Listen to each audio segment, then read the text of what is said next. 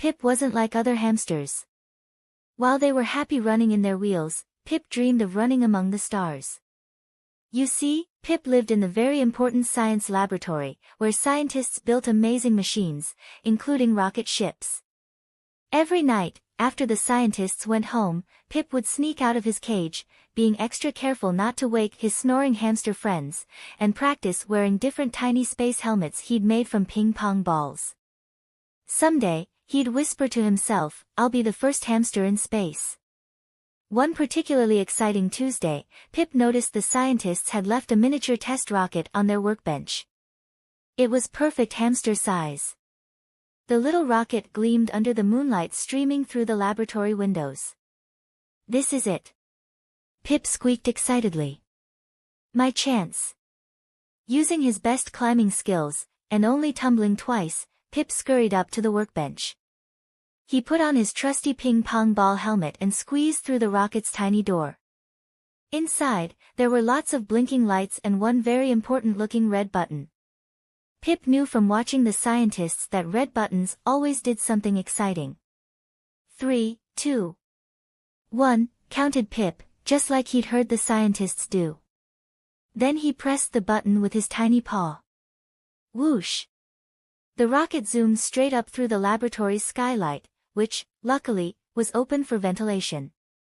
Pip's tummy did flip-flops as the rocket soared higher and higher until the laboratory looked like a tiny cheese crumb below. Yippee! Pip cheered as he floated in zero gravity. His whiskers tingled with excitement as he drifted past fluffy clouds and twinkling stars. But then... beep! Beep! Beep! The rocket's control panel started flashing.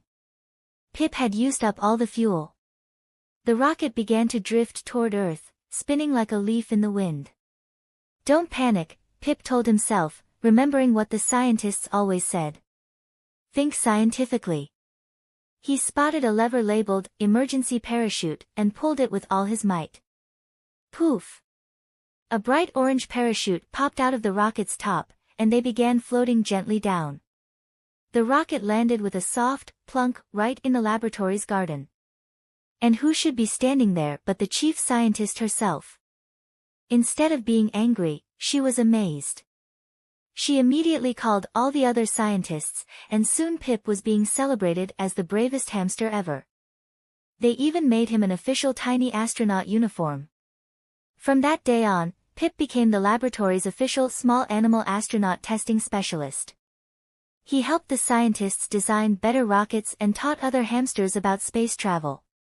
Sometimes, he even gave lectures, in hamster squeaks, of course, about his amazing adventure.